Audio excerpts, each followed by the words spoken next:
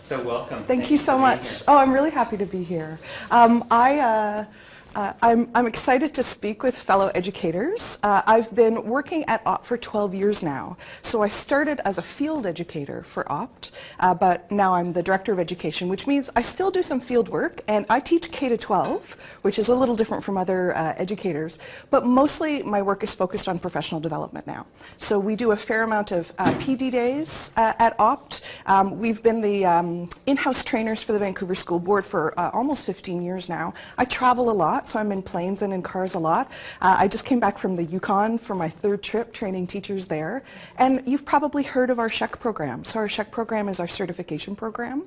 It's a post-grad certification for teachers who want to teach sexual health education for a living, that's what they want to specialize in. And that's how I ended up in this position. So as a teacher like you, I was looking for an area that, I don't know, kept me on the cusp of new material, kept me excited, and made me feel like I was doing something that really made a difference, both in my life and my family life, but also for the students whose lives I touched. You bet, anything you need. Thank you. Great, cheers. So I took the SHEC program myself 12 years ago, and now I'm one of the instructors for the SHEC program. If you haven't seen this ad, I think you probably have it. It's really ubiquitous. So we have one of these ads on every bus in British Columbia. There's a kind of a backstory to it. I tell this story a lot, and it's like 90% true. I don't know what part of it isn't true, but like it's one of those tales that we tell over and over again. So we have quite a small budget that we spend on bus advertising, but the story is that the spouse of the person who's in charge of advertising at TransLink really likes us. And so magically, like the magic beans, our small amount of advertising budget on TransLink turns into an ad on every bus. Somehow, we don't know how. It used to have a picture that looked like this. If you've been riding the bus for a while, we called this kind of casually our Kissing Kids campaign. So it's got a bunch of people making out. I've brought these cards for you because it has an amazing resource on it. It's our Sex Sense line. So it's 1-800-SEX-SENSE, and it's for folks who have questions about human sexuality. So about birth control or STIs, or how to talk to your family members about sex, or where the closest youth clinic is, or tell me what to expect about menopause, or what does consent look like, or feel like, or sound like, or where are the sexual assault resources in my community, those types of questions. How to access free condoms and accessible abortion services, those kinds of questions. It's for everyone, including you. For you personally, for your teachers, for your students, for your family members. Please call anytime. We're open 12 hours a day. I was just going to say, and one strategy that I've learned is to actually, when you're in front of a class, or to teach teachers to do this when they're in front of a class, if a question comes up, say, you know what, let's call the line. And you can actually call in front of the students and say, put it on speakerphone, we'd like to know this. And demonstrate how easy it is for the kids. It's such good modeling, right? It's modeling a great resource that's a safe resource. The folks who staff our line are certified sexual health educators or registered nurses or clinical counselors who have had a special additional training. And you can't stump them. You can play the game if you want. Like call with your toughest question and give them a chance to impress you with their knowledge base. So please take as many as your pockets will hold. I wish they were a magnet, but you can just, wherever you go. So we don't just run the Sex Sense line and education, we also have clinics. So you might be aware of this as well. We've got 60 clinics around the province, maybe in your community. And if not, please call the Sex Sense line and they'll tell you where the closest one is. That's where people can get really good quality sex-positive clinical care. So people come to us for their PAPs, for their low-cost birth control, for their pro-choice options counseling, for STI tests, for lots of things, questions about their bodies. So today, I'm excited to be in front of educators and I can do a list of objectives. Sometimes these are hidden, right? Sometimes these are unspoken, but with you, I'm gonna say that by the end of the hour, I'm gonna make sure that we connect with the new learning standards and how they relate to puberty education, because of course they've changed recently and they've moved into an entirely new portfolio. And I'm excited to find out which if any of you might come in contact with these. I'm going to do a little bit of modeling for you. I love modeling for fellow educators. We have a lot to learn from each other's styles. So I'm going to do a little bit of modeling and use some of my sexual health and particularly my puberty language just for you to see and try out yourselves. I'm hoping that by the end of the hour you'll yourself acquire some confidence and a little bit more familiarity with terms that are inclusive so that you can move them seamlessly into your personal vocabulary. It takes a little bit of effort, but if you've ever, I mean, I'm sure you did this years ago, when you incorporated the they pronoun into your language, remember how it took a little while for your mouth to get used to they, using they as a singular? Same thing with these words I'm going to suggest that you use today. And finally, we're going to talk a little bit, I know you've talked about this a lot in this series, we're going to talk a little bit about the complexity of gender and identity, mostly as how it relates to puberty education. C'est bon? Yes? Okay. So anyone here planning on being a PE teacher? No, eh? Okay. Yeah, maybe? I teach the PE teachers. You do? Oh, I'm really glad to have you here. That's exciting. So this is what's happened in BC. We've long had comprehensive sex ed in BC. It's been a generation now. It's mostly thanks to an amazing nurse by the name of Meg Hickling, who some of you might have actually had as an educator when you were younger. So Meg is now retired, but was a nurse who moved here from Britain, and she thought she'd volunteer at what we used to be called Planned Parenthood Association in BC. That was our former name. And she thought that volunteering for us meant holding babies while their moms got birth control. But it turns out she got this really hippie training about how to check out your vulva with a mirror and how to talk to people about their bodies, and it changed the direction of her life pretty substantially. And she became this adorably accessible older nurse who talked to kids about their bodies and safety. And so parents would say, "Go talk to Meg, sweetheart, she's fine." And then Meg would pull out a Woody. And show them how to put on a condom. So she was really, really accessible in the way that she looked and her language, but also had a fairly radical message for people. And it's thanks to her that we have such comprehensive sex ed in our province. So the work that she did laid the foundation for what we used to refer to as the learning outcomes, right?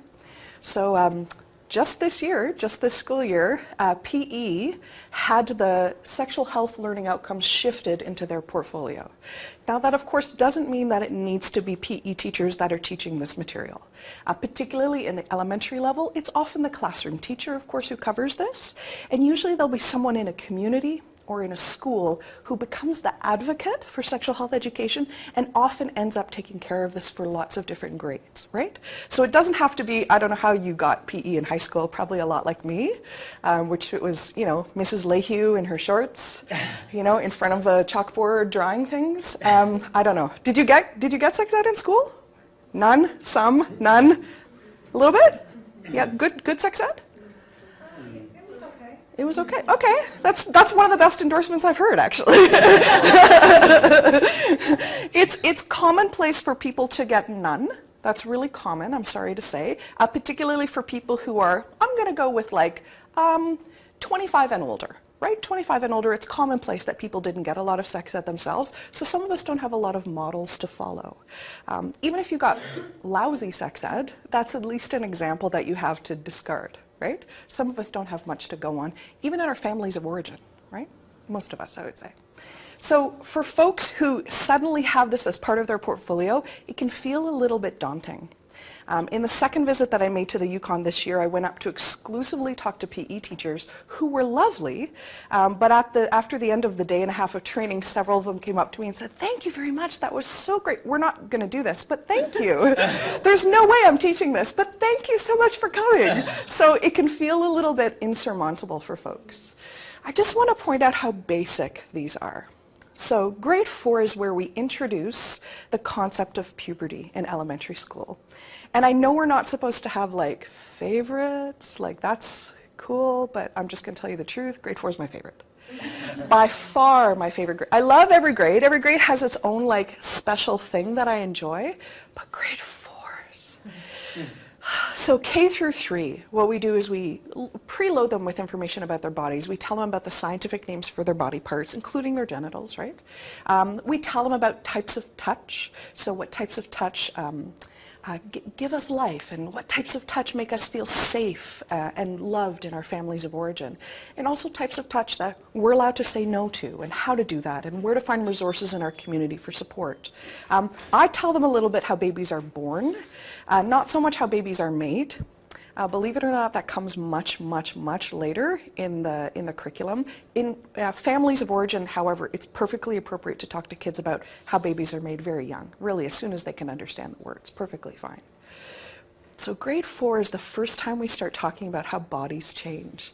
And if you can visualize a grade 4 class for a moment, they're still littles, right? They're pretty small. And there's 1 or 2 of them that have started sprouting, but for the most part, they haven't started going through puberty, at least not in a way that they've recognized yet. So when we start telling them about puberty changes, it sounds so fun. They think it sounds amazing. Like when we tell them about wet dreams and periods and pimples, they're like, I can't wait.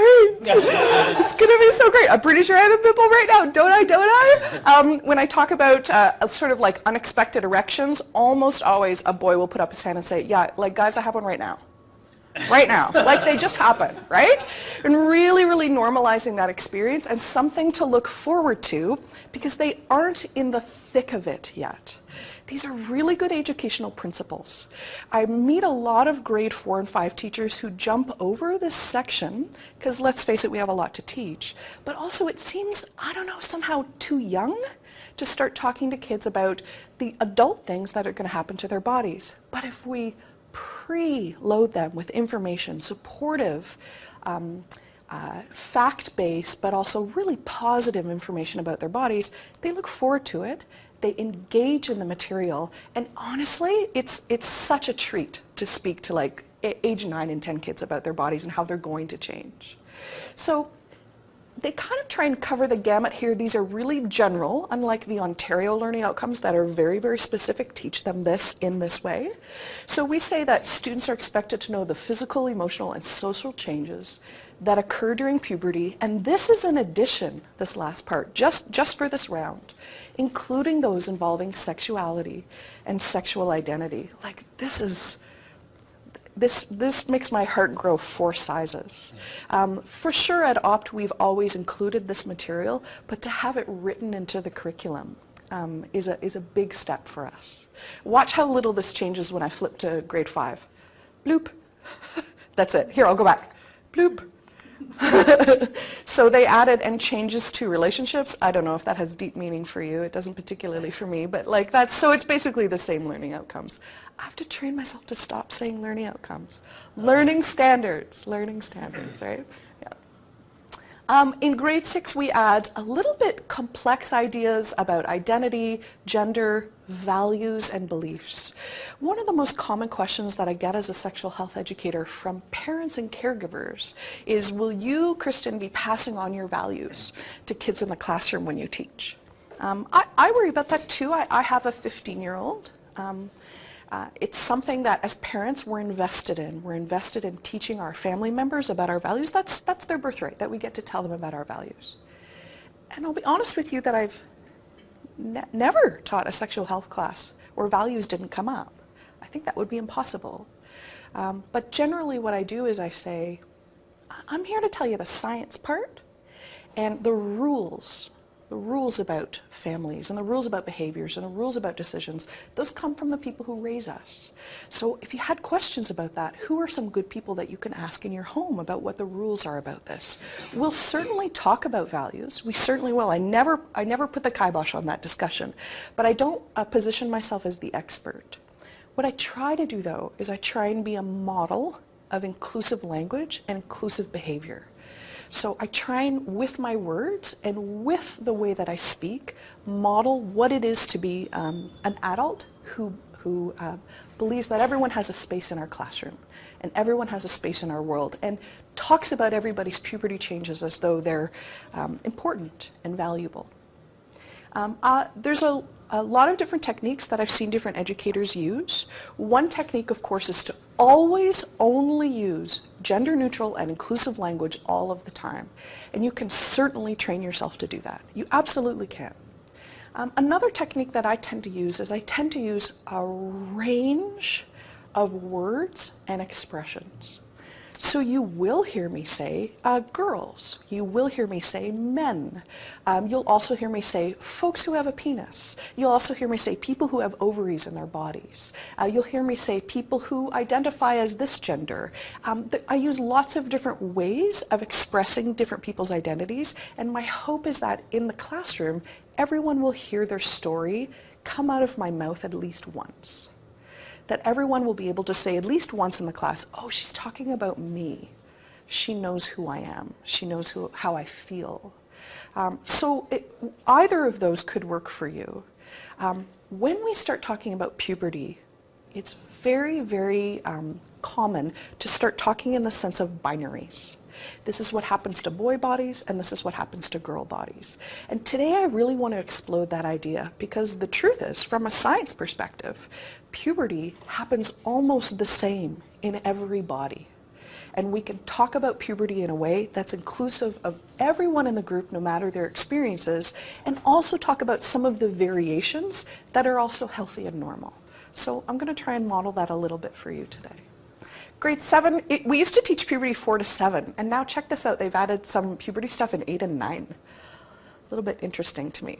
One thing that dropped out of the learning outcomes is it used to say in grade 6 that we should talk about, I have to put in quotes, human reproduction. One of my particular, I don't know, I'm from Iowa, so you maybe don't use this expression. Do you use the expression, the bee in your bonnet? Do you use that expression?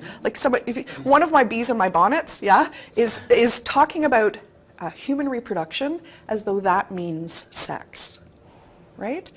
They're two totally different things. Human reproduction is a part of sex, but it's not the most important part. But for some reason, when we're talking to young people, we substitute reproduction for talking about sex. I'll give you an indication of what I mean. I don't know if you're up on your stats. Do you know how many children most Canadian families have these days? Ish? 1 point something. Yeah. Yeah, actually the new numbers just came out. You would have been correct last year. So this year they're saying 1.6. It went down. So 1.6 kids per family. If this were a grade 7 class, there'd be bedlam right now. You'd all be calling each other the 0.6, right? Yeah, so you have to understand averages to understand a 0.6. But basically what that means is Canadians, when they start making families, they tend to have 1 or 2 kids on average. You'll know lots of families with no kids, and you know lots of families with more than 2 kids. It just averages out to about 1 or 2 per family, right? Okay, so if that's, let's round it up to 2 just to make it easy. If Canadians have 2 kids on average, does that mean Canadians have sex twice? Ever? Like over their whole lives? I mean, obviously not. Right? Obviously that's not true. What if we threw a 0 on there?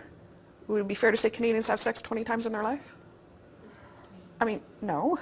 Another 0. Let's go big. 200 times. Does that cover it? Do you remember first year university? That doesn't cover it, right? Humans have sex a lot, right? Hey, we could say 2,000, and then some of you are going to be like, wow, that's kind of high. Grade 4s would be like, 2,000 times. Because we've equated reproduction with sex for them. And so the truth is, I actually don't know what the number is. Were you waiting for me to tell you how many times Canadians have sex? Because I don't know. No one's ever studied that, but I would be so into that if we did. I would knock on your door every day. Hello, I'm back. Should I do a check or an X? That'd have to be a longitudinal study though, right? Okay. So we don't know, but we know it's more than 2, and we know it's more than 20, and we know it's more than 200. So telling children people have sex to make babies, look, this is an enormous lie of omission. And it actually causes trouble down the line when we start talking about pleasure, when we start talking about consent, when we start talking about decision-making and values, right? If we equate having sex with making babies, nothing else makes sense. So I think bringing pleasure into this discussion is really, really important. So I'm going to do a little bit of Puberty 101 for you. If you're looking for fun things, these are from I Heart Guts. Do Do you know the I Heart Guts website? It has things like spleens and stuff, if you're into like those. But I go right for the reproductive organs, right? So, so this is a uterus and a testicle, not to scale, obviously. Nothing in my life is to scale. Every time I pull something out of my kit, I'm like, this is not the size of a penis, right? So I'm going to do a little bit of modeling for you because I want to show you how I get started and how I dig into the material and in what order I do it in, starting in grade 4, but really all the way up to grade 7. So we're a type of animal, and we forget we're this type of animal all the time because we're really fancy. But the type of animal we are is a mammal, yeah, a mammal. And I know you know tons of things about mammals, but what's one thing you know about mammals? Just one. Mammals, what do they do? How are they? How are they? What distinguishes them from other animals? Yeah, we do. We make food for our kids with our bodies, right? And all mammals do. By the way, there'll always be a kid who's a platypus lover in your class. I don't know why kids are so into platypus, but it's the worst for sex ed because platypus are the exception to every mammal rule. Do you know how they nurse their babies? This is so gross. Okay, they leak milk from all over their body. Isn't that disgusting? They just stand there and they leak. So other than platypus, mammals, we make milk with our bodies after we give birth. That's pretty amazing. So sometimes we call that like nursing or breastfeeding. I'm going to call that nursing. That's one thing that's particular to mammals. What about the way we give birth? It's particular. It's different from others. Yeah, live birth. Yeah. Occasionally, like a preternaturally intelligent kid in your class who will say live birth. Usually what they'll say is they'll say what they don't do. They'll say humans don't lay eggs, right? Rather than say, you know, they don't know how to express it. Live birth is the term we use, right? So what's really important about live birth is also about how vulnerable we are when we have a live birth as mammals. So I don't know if you've ever thought about this, but you know how turtles, when they give birth, they pull themselves up out of the ocean and like dump a bunch of eggs in the sand, right? They bury them and then they go back in the ocean and they swim away. They never come back. So they don't go, I hope the babies will be okay. They don't like wistfully swim away to the other part of the ocean. They just leave them there and they're on their own. And once they hatch, what's the first thing they have to worry about? Seagulls and crows. Right, predators, right, who are circling. There's no one there protecting them. And so their instinct leads them to the ocean, but many of them get eaten, right? Once they're in the ocean, their instinct leads them to where to find food and how to grow and eventually reproduce themselves. There isn't an adult caring for them and teaching them those things. Mammals are completely different. All mammals, and tick through some in your brain and you'll see what I mean. All mammals require care when we're born, which is why we're so adorable. That's why. Like if I had a little baby kitten and I put it in your lap, what sound would you make? Right? Like it's universal. Have you ever seen a baby hippopotamus? They're so ugly, beautiful, like they're like a wet paper bag, like in a little like bread box. Like but it makes you go, ah. And that's because we require care. So not only do we have live birth, but we're born vulnerable and we require someone to care for us, feed us, shelter us, and teach us things. That's part of being a mammal. Super interesting. And just as an aside, as an educator, I don't know if this resonates for you the way that it does for me, but there'll always be kids in our class who we know aren't loved as much as they deserve to be loved, or don't have great care at home, or maybe they don't have people looking after them, or I don't know. There's always a kid in your class who breaks your heart, and this is really meaningful for me. That literally that kid wouldn't be there today, wouldn't exist, if someone hadn't held that baby.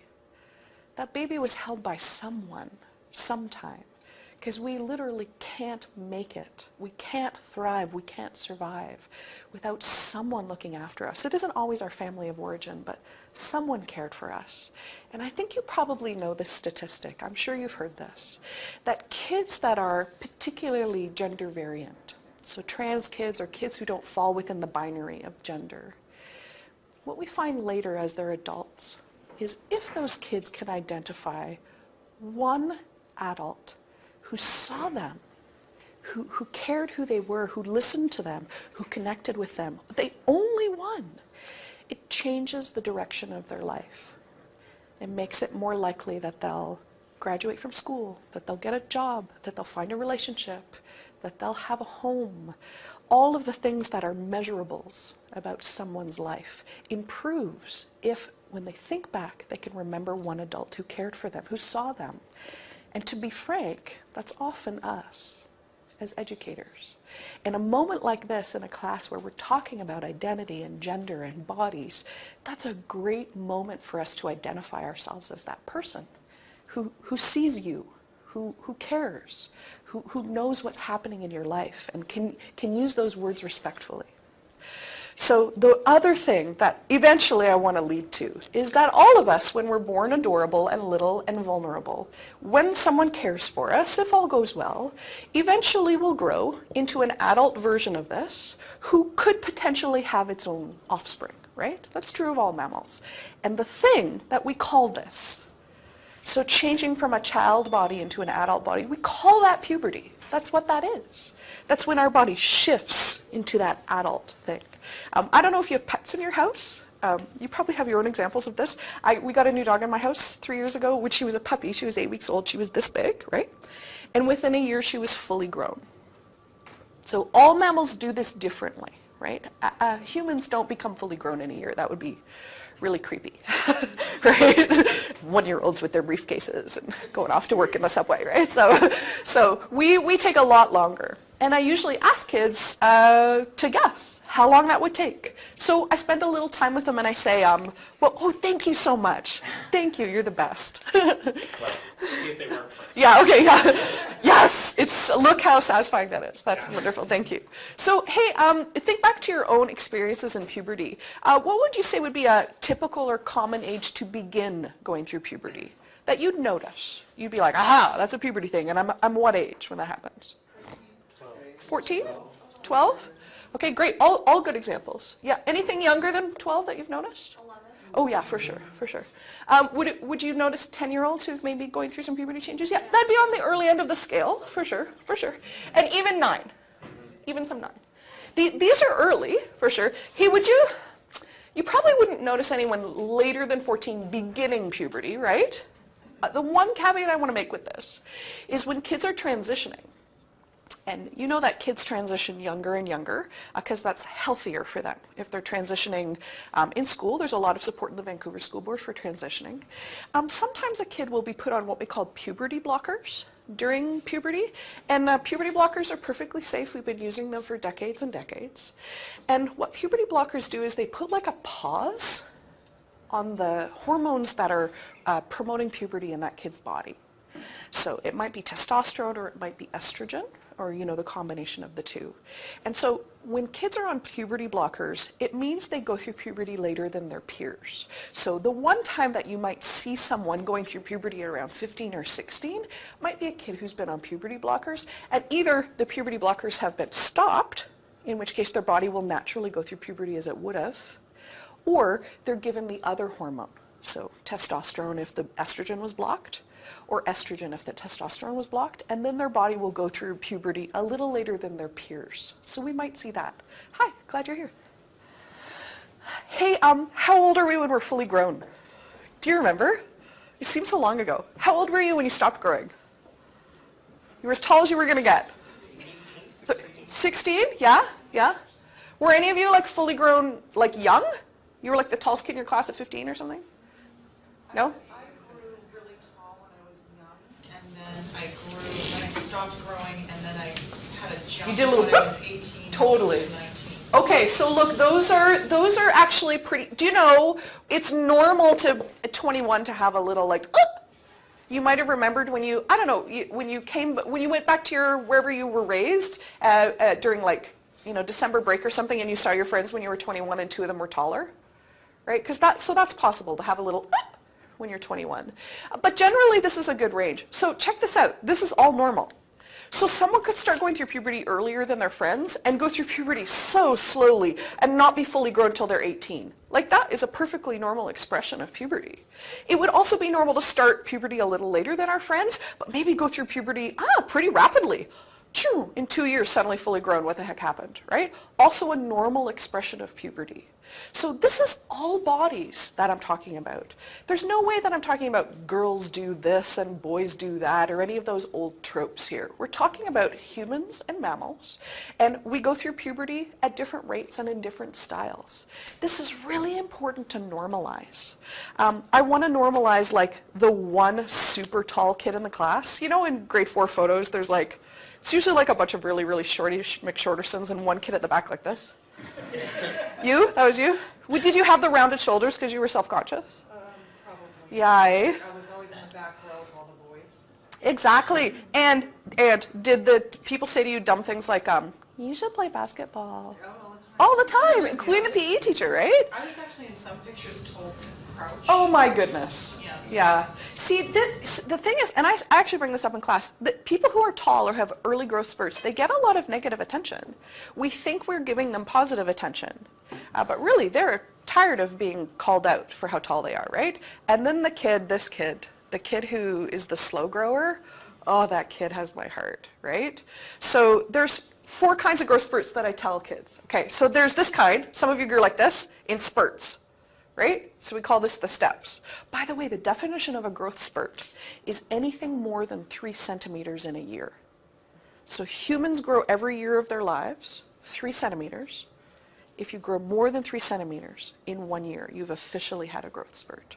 So it could be just that, or it could be this, right? Yeah. You'll get kids like measuring themselves, right? Yeah. So some people grow like this. Some people grow like what I call a ninja. So they don't grow in like the chaka-chaka-chakas. They grow like this. The kind of like slow growth that nobody really notices. The kid that we were talking about earlier is this one who's the same size as everyone else and then suddenly goes like that. And then there's this kid. I'm never going to grow. I'm never going to grow. I'm going to be short forever. This is it. I'm never going to grow. Everybody's going to, oh. Right? So this kid has convinced themselves that they're actually going to be the one kid that doesn't grow. In every single puberty class I teach, someone sends me an anonymous question that says, is it possible I might not ever grow? Is that possible? So that's a question to expect. So growth spurts are part of everyone's experience during puberty. Do you know that humans grow from the bottom up? Did you know that? So humans, when we grow, we don't grow like all at the same time. It's actually the outside of our bodies that grow first. But feet are the funniest part, so I go for feet. So feet grow before the rest of our bodies. You'll see kids in grade 5 that look like this. They've got like a little kid body, and then they've got these like, right? Right? Yeah.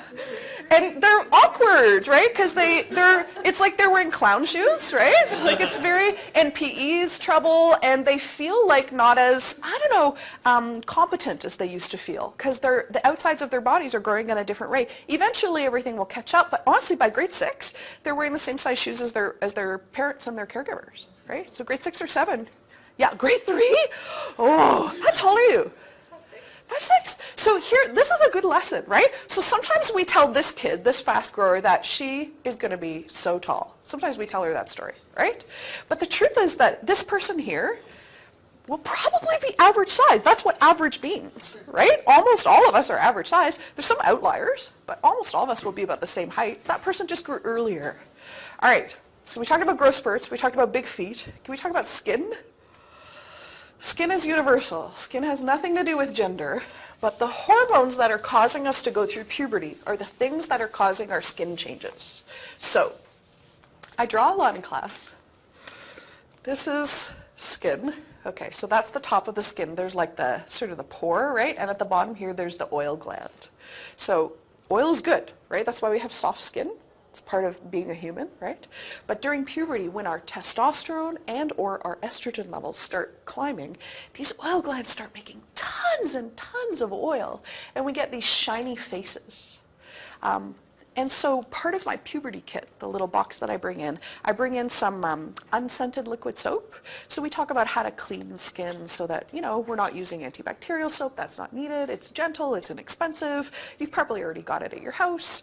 We talk about, you know, being gentle with your skin, and also that your skin is yours. So heck, if you wake up one day and you're all like shiny, and you come to school that day like,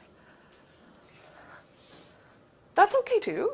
Like, there aren't rules about this is how you're supposed to be as you go through puberty, right? Like your body's yours, and you get to celebrate it and make choices about it.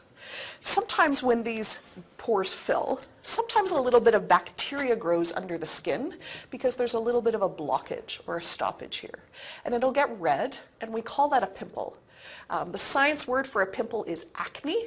Sometimes people will say like a zit, or my grandma says a spot, or like a blemish, right?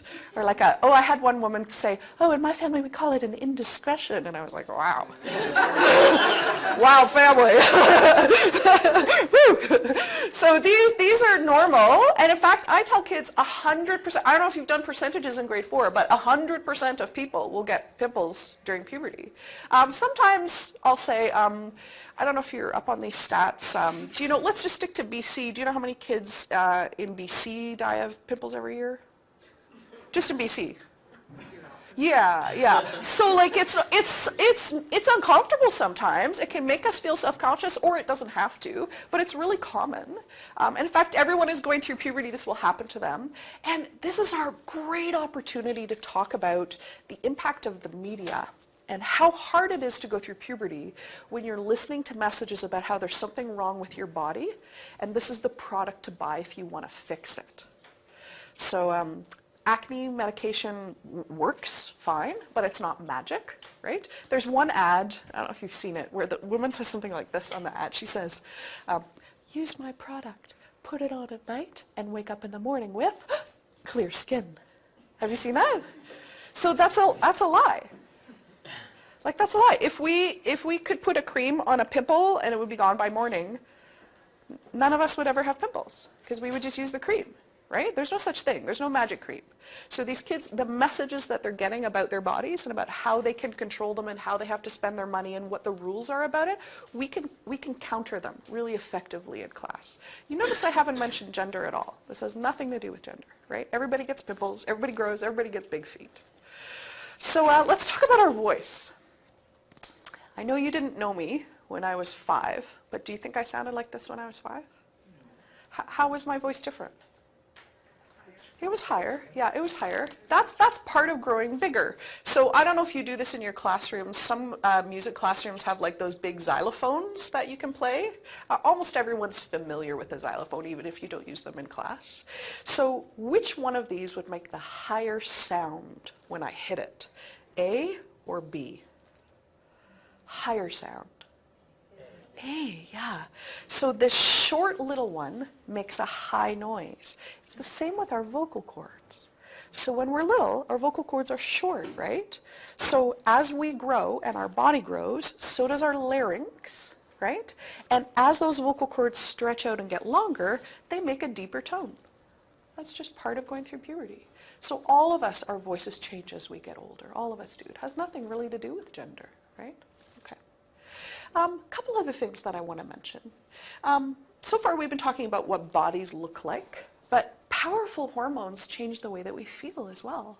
So a normal part of puberty is to feel a lot of new and different and powerful emotions. So sometimes in grade 4 we call them the MGS, right? The MADs, the GLADs, and the SADs. Yeah, you know that one, right? So these are worth spending. I spend like half an hour on them. It's worth really talking about. Really normalizing the variety of emotions that we feel during puberty. And frankly, it's puberty or hormonally driven. And they do even out, but it's real for us when things feel really powerful. Like when you wake up one day and you just can't stand your best friend. You just don't know why, but it's just the way they chew. It's just so offensive, right? And you know, could you please stop? Or like waking up in the morning and like, just feeling lousy or down and not knowing why. There's not a particular reason, but life just feels really hard. Or that kid who's like just at 3 o'clock every day just pops, just spikes and is so excited and you can't calm them down and they're full of energy. And all of these are a normal part of the process. Hard to manage, you know, when you're a 10-year-old, a 12-year-old, and let's be honest, also hard for these 12-year-olds' families too. So I spend quite a bit of time on that. And then the last thing before I move on to the separate changes is I talk about crushes. And this is a really great opportunity to normalize attraction and different types of attraction. I want to say really frankly that kids that are going through puberty, the attractions that they feel are not setting the stage for future attractions. Everyone looks good to them. Everyone. They get crushes on people who are, frankly, they will never like later on in their lives. They get crushes on famous people that they're never going to meet. Honestly, when I was growing up, my best friend, her first crush, was actually on a cartoon. Not even on a human, but and the cartoon wasn't even a cartoon of a human. It was a cartoon of a fox. That was her first crush, and it was real and deep and like passionate, right? It's normal for kids going through puberty to get crushes on teachers or coaches or older siblings of our friends. The way I usually phrase it is I'll say, you know, if you get crushes on girls, who could blame you? Like, girls are awesome. Like, of course you get crushes on girls. And half the class goes, yeah, and the other class goes, hey! I say, look, folks, if you get crushes on boys, of course you do. I mean, boys are great. Of course you get crushes on boys. That's totally normal. Hey, if you get crushes on people because they're smart or because you really like the way their brain works or how funny they are, or like, of course you do. That makes complete sense. If you get crushes on people and you make up stories about them and think about them all the time, of course you do. I try and like normalize as many, I don't know, types of crushes that we get, and also say, you're gonna get crushes on people you don't even like. Like, you're gonna be like, ugh, can't stand that person, but I love them. I don't know what's happening, right? It's a normal part of going through puberty. So it's really, really subtle, but suggesting that anyone could have crushes on anybody, I think can be really healthy and normalizing. Rather than talking about that old gross binary where we say, when girls get crushes on boys, or when boys get crushes on girls, we don't need to say that. That's not even true most of the time. The truth is most kids going through puberty have indiscriminate crushes, right? Pretty much everyone looks great to them, right? Or they have a little thing about them. So far I haven't said anything about periods. I haven't said anything about wet dreams. And those things are important, but I leave them way to the end. I spend the bulk of my time on what I call the all changes, the changes that happen to all bodies. These are the most important ones, they're the most universal ones, and the bulk of the time in the classroom is spent on these. Usually I would do this in about a 60-minute class, 75 minutes if I have enough time. If you're a classroom teacher, you've got a lot more latitude than I do as a guest, that you can break it up into a little bit smaller units and smaller bits. So I leave the other stuff to the end, and this is how I explain it. So I told you that hormones are the things that put us through puberty, and we all have the same hormones in our body, and that's true, that's true. The two hormones that send us through puberty are called testosterone, which is a pretty long word, and estrogen, which is a little bit shorter. You don't need to memorize these, so I put them on the board because you don't need to memorize them, but we all have these in our body. All of us do. So all of us have some estrogen and all of us have some testosterone. They're made in parts of our bodies that are in our organs called the reproductive system. So depending on what that system looks like, we're going to have maybe a little bit of extra estrogen or a little bit of extra testosterone. We all have both, but depending on the level, there's a couple of different things that we might see in our bodies as we go through puberty. So let me give you some examples. So if somebody has a little bit more estrogen in their body, what will happen is they'll notice that their hips will get a little bit wider during puberty.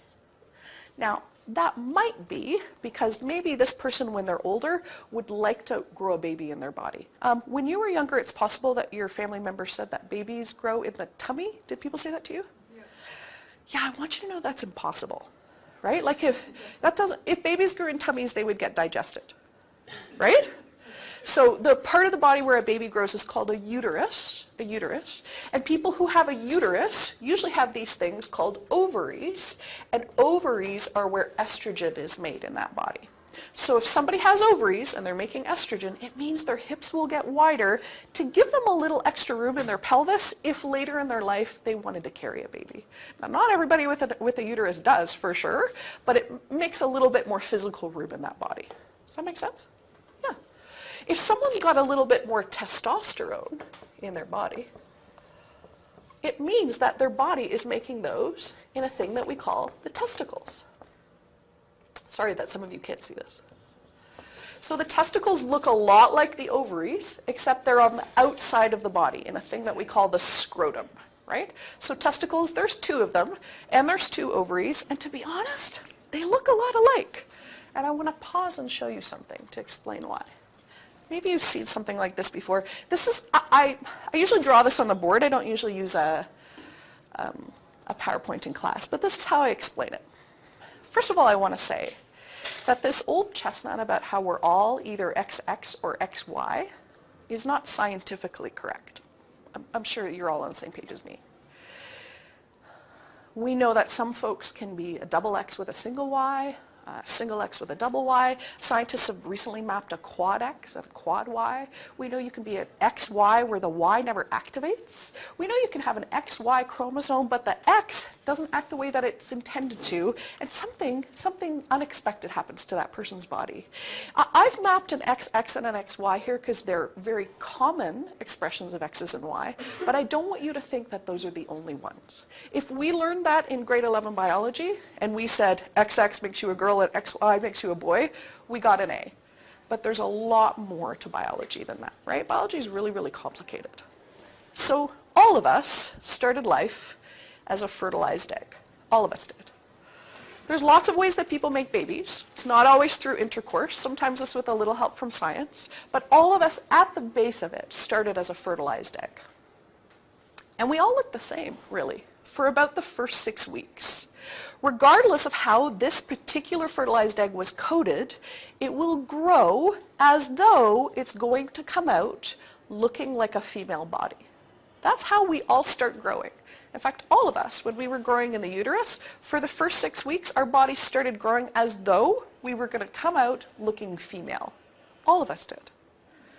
Now, interestingly, if you have a Y chromosome in your body and that Y chromosome activated, it actually didn't activate until the 6-week mark. So you grew, I'm going to say, like a girl for about 6 weeks, and then if your Y kicked in, your body kind of did this.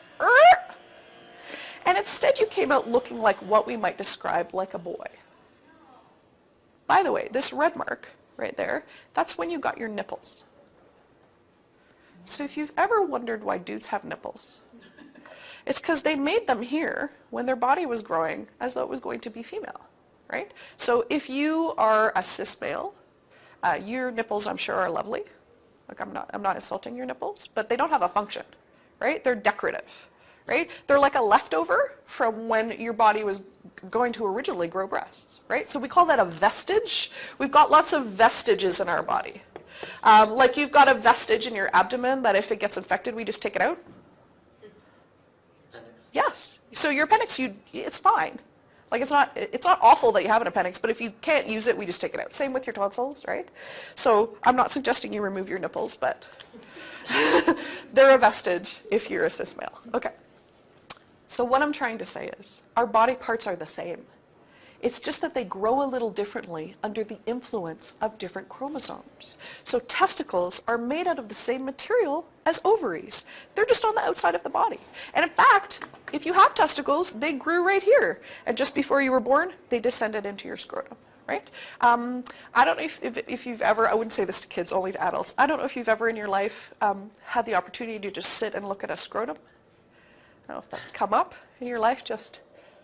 They're really interesting parts of the body, right? Because they move, right? Because it's special type of tissue that shifts constantly to keep the testicles at the proper temperature. And if you've had a good look, you see that there's a seam down the middle.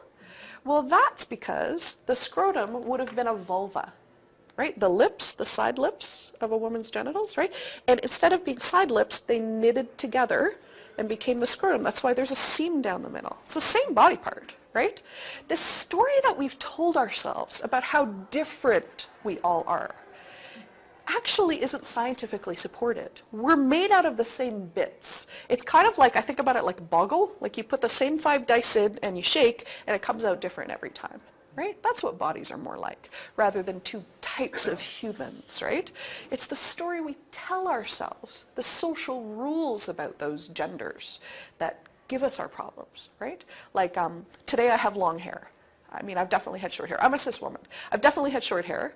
But if you're a cis woman who's ever had short hair, you know that people say things to you like, oh, you cut your hair. It looks so nice. They make like a big deal of it if you're a cis woman and you cut your hair. Or if you know any dudes with long hair, guaranteed this is how you describe them. You know my buddy, the guy with the long hair? And that's all you need to say, right? Because you know like 2, right? So these rules have nothing to do with biology. It's our expression of gender, right? So they're not based on biology, they're based on social rules. If someone's got testosterone and testicles, what that means is that their shoulders, and sometimes their backs and their chest, will get wider during puberty, right? Someone who has testosterone when they're going through puberty will start making sperm as they go through puberty. So sperm are tiny, and they look like tadpoles. You'd never see them because they're microscopic. But the person who has testosterone and testicles in their body will make hundreds of millions of sperm in their lifetime. And they start when they're going through puberty. So actually what happens is their testicles start making so much sperm, they actually have no more room to store those sperm. So this person, while they're sleeping, their body, I imagine it like a cartoon. I imagine it like one testicle says to the other testicle, hey, the kid's asleep. Should we send out some sperm? And so while the kid's in a deep sleep, he'll have what we call a wet dream. A wet dream is also known as a nocturnal emission.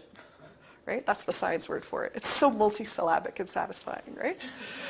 So when nocturnal emission happens, it means that this person has started making sperm, and this is good news because it means their penis works, right? That's really good. If you have a penis, you want it to work, right? So people who have a penis who have a wet dream, that's exciting. It means they've started to make sperm. That's good news. Sometimes because we call it a wet dream, young people think that it's really messy or that it makes a lot of liquid. I want you to know that when people release sperm, they release about a teaspoon of liquid. So it's a very small amount. Some young people that I know didn't even realize they had a wet dream because it's such a small amount of liquid and it dried before they even woke up, right? So it's not one of those like, I had a wet dream, right? Okay. People who have ovaries, they make eggs. We call those human ovum. But those are a little bit different because unlike this body that starts making sperm when they go through puberty, this person has always had eggs in their ovary. In fact, this person, when they were born, they had 500,000 of them already. But at this age, they start releasing them one at a time. And when they do, they also sometimes release the lining in their body, and we call that having their period or menstruation. I do spend a fair amount of time showing them a pad and a tampon, but it's just part of completing this, right? And the other thing that I talk about here is more erections. So folks who have a penis will notice that their penis gets harder more often, and that it can make them a little bit socially uncomfortable, but it's a healthy, normal thing. So I leave this all to the end, and I don't know if you noticed, but I didn't at any point say this happens to girls, this happens to boys. We can talk about the influence of hormones and different body parts and make sure that everyone's experiences in the class are taken care of by the way that we talk about puberty. So finally, I want to give you a couple of resources before I go. This one's new.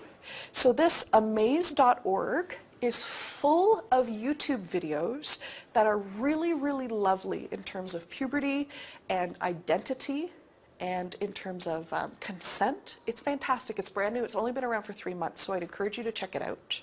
And this one, Sexuality and You, is our Society for Obstetricians and Gynecologists of Canada. It's their site where people can gather factual information that's a little bit more interesting than sort of the dry stuff you'd hear in the doctor's office. And of course, I want to encourage you to call the Sex Sense line with all of your questions. We're open Monday to Friday, 9 to 9. And you can call the 1-800 number, or there's a local number as well that you can call. And just like Steve mentioned, I'd encourage you to call it in class and model how awesome that is. I really want to thank you for bringing me in today and for taking time out of your lunch to spend time with me. I know you could have gone out on the first nice day we've had in a while, so thanks for coming in here with me. Please keep in touch if there's any way that I can help, or if there's any other further discussion that you'd like to have. An hour isn't quite enough time with this, but I'm grateful for the time that we had together. Thanks so much, everyone. Cheers.